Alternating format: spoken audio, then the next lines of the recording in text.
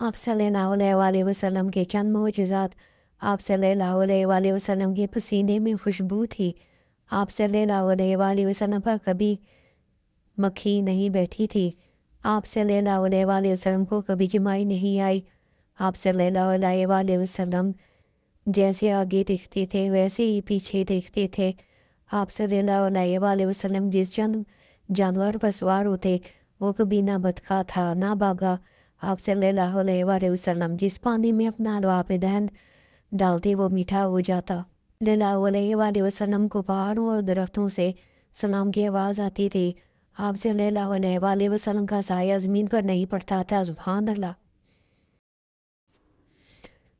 रसूलुल्लाह सल्लल्लाहु अलैहि वसल्लम ने फरमाया, जिस शख्स की नमाज असर रहेगी तो गोया इसके अहल व अयाल और इसका माल तबाह और बर्बाद हो गए। अपने बच्चों को मेहमान नवाजी के आदाब सिखाएं।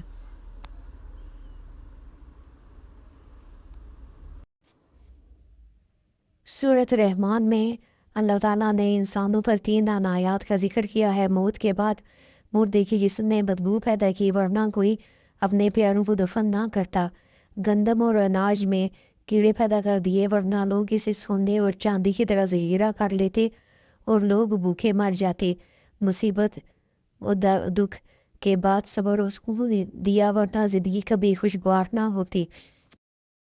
सूरत कहफ में एक सबक हमारे लिए ये भी है कि जब कुछ ऐसा हमारी ज़िंदगी में हो रहा हो जिसकी समझ ना आए तो हमें सब्र कर लेना चाहिए, क्योंकि ज़रूरी नहीं कि हमें हर चीज़ की हिकमत फ़ौरन ही समझ आ जाए। कभी कभी ये बातें वक्त के साथ ही समझ आती हैं। वक्त सारे राज खोल देता है। बदनाम करने का अंजाम नबी करीम सल्लल्लाहु अलैहि वसल्लम ने इरशाद फरमाया, जो शख्स किसी को बदनाम करने के लिए उसमें ऐसी बुराई बयान करे जो उस शख्स में ना हो तो अल्लाह ताला उसे दोज़ख की आग में कैद रखेंगे, यहाँ तक कि वो इस बुराई को साबित कर दे। वो साबित नहीं कर सकेगा। ज़िना की याद हज़रत उबादा बिन सामत रज़ी अल्लाह ताला अन्हा से रवायत है कि रसूलुल्लाह सल्लल्लाहु अलैहि वसल्लम ने फरमाया, मुझसे सीख लो, मुझसे सीख लो। तहकीक अल्लाह ताला ने औरतों के लिए रास्ता बनाया है। जब कुमारा मर्द कुमारी औरत से ज़िना करें तो इनको 100 कोड़े मारो।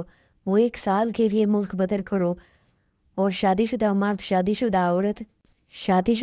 शादीशुदा औरत से ज़िना करे तो 100 कोड़े मारो और संसार कर दो। मुस्लिम शरीफ।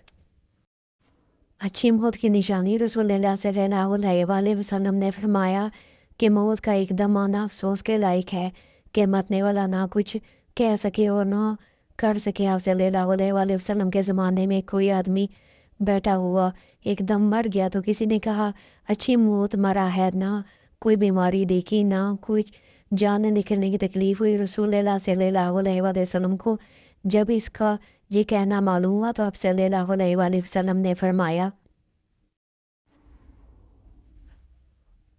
आप सल्लल्लाहु अलैहि वसल्लम ने इस आदमी से फरमाया कि तेरे पास क्या सबूत है कि अचानक एकदम मरने से इसको तकलीफ़ नहीं हुई।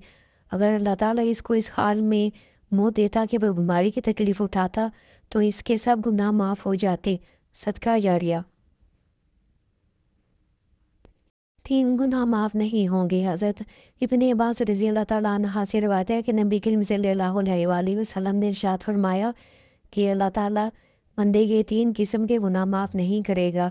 इन गुनाहों के अलावा जिस कदर गुनाहों के होंगे इनको माफ़ कर देगा, लेकिन इन 3 गुनाहों को कभी माफ़ नहीं फरमाएगा। नंबर 1, अल्लाह ताला के साथ किसी को शरीक ठहराना। नंबर 2, जादू करना या करवाना। नंबर 3, अपने मुसलमान भाई के साथ हसद करना। यानी अगर कोई आदमी इन गुनाहों से तौबा किए बगैर मर जाता है तो इसको माफ़ नहीं किया जाएगा। इन गुनाहों के अलावा और जितने गुनाह होंगे अगर अल्लाह चाहेगा तो माफ़ कर देगा। शिर्क इस कदर संगीन जुर्म है कि शिर्क करने वाले आदमी का कोई अमल कबूल नहीं किया जाता। जादू, ये वो बदतरीन गुनाह है जो आदमी को ईमान से हर्ज कर देता है। हसद, ये ऐसा जहरीला गुनाह है जो आदमी की साल हर साल की तमाम नमाजें, तलावत, सदक़ात और दीगर इबादत एक लम्हे में बर्बाद कर देता है। لہٰذا ان گناہوں سے بچنے کا اہتمام کیا جائے۔ جس گناہ سے عمر کم ہوتی ہے ماں باپ سے بدسلوکی۔ قرآن کی طاقت سورۃ یاسین تمام خواہشوں کو پورا کرتی ہے۔ سورۃ رحمان چہرے پر نور لاتی ہے۔ سورۃ واقعہ رزق میں کشادگی لاتی ہے۔ ہر نیکی صدقہ ہے۔ رسول اللہ صلی اللہ علیہ وآلہ وسلم نے فرمایا ہر نیکی صدقہ ہے۔ تمہارا اپنے بھائی کو خوش مزاجی سے ملنا اور تمہارا اپنی بالٹی سے اپنے بھائی کے برتن میں پانی ڈالنا بھی نیکی میں سے ہے۔ زندگی میں ہمیشہ نیوٹرل رہو، زیادہ مہلسی نقصان دیتی ہے ہمیشہ۔ رسول اللہ صلی اللہ علیہ وآلہ وسلم نے فرمایا جب تمہاری عورتیں تم سے مساجد میں جانے کی اجازت مانگیں تو انہیں نہ روکو۔ صحیح مسلم۔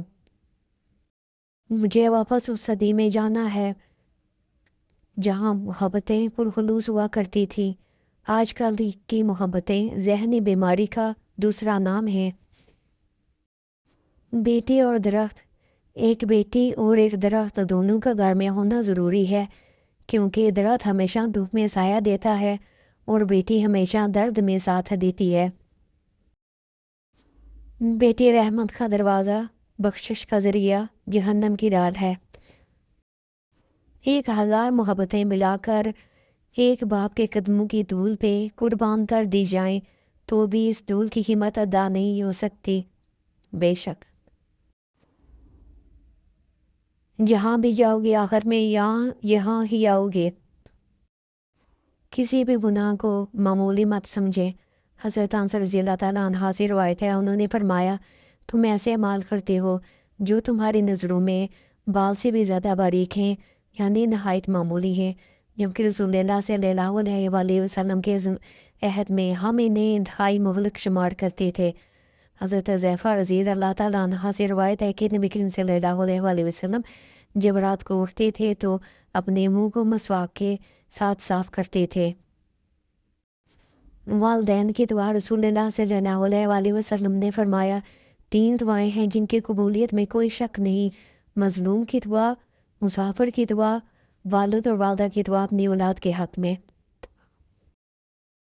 صرف رقم دینا صدقہ نہیں۔ سیدنا ابو ذر رضی اللہ تعالیٰ عنہ نے کہا کہ نبی کریم صلی اللہ علیہ وآلہ وسلم نے فرمایا جب آدمی پر صبح ہوتی ہے تو اس کے ہر جوڑ پر ایک صدقہ واجب ہوتا ہے، پھر ہر بار سبحان اللہ کہنا ایک صدقہ ہے، ہر بار الحمدللہ کہنا صدقہ ہے اور ہر بار لا الہ الا اللہ ایک صدقہ ہے۔ اللہ اکبر کہنا صدقہ ہے، اچھی بات کا حکم کرنا ایک صدقہ ہے، بری بات سے رکنا ایک صدقہ ہے، اور ان سب سے کافی ہو جاتی ہیں چاشت کی 2 رکعتیں جس کو وہ پڑھتا ہے۔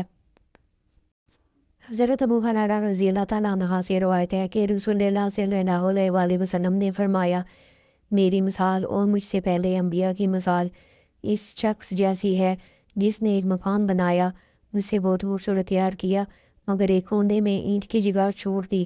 اب لوگ آ کر اس کے ارد گرد گھومتے ہیں اور اسے دیکھ کر خوش ہوتے ہیں اور یہ بھی کہتے ہیں کہ ایک اینٹ کیوں نہیں رکھی گئی۔ آپ صلی اللہ علیہ وآلہ وسلم نے فرمایا کہ میں وہی اینٹ ہوں اور میں خاتم النبیین ہوں۔ صحیح بخاری۔ والدین کے ساتھ بڑی نیکیاں کیجیے۔ حضرت ابو ہریرہ رضی اللہ تعالیٰ عنہ سے مروی ہے کہ رسول اللہ صلی اللہ علیہ وآلہ وسلم نے ارشاد فرمایا اللہ تعالیٰ جنت میں ایک نیک آدمی کے درجات کو بلند کرتا ہے تو وہ پوچھتا ہے کہ پروردگار میرے یہ درجات کہاں سے؟ اللہ تعالیٰ فرمائے گا کہ تیرے حق میں تیری اولاد کے استغفار کی برکت ہے۔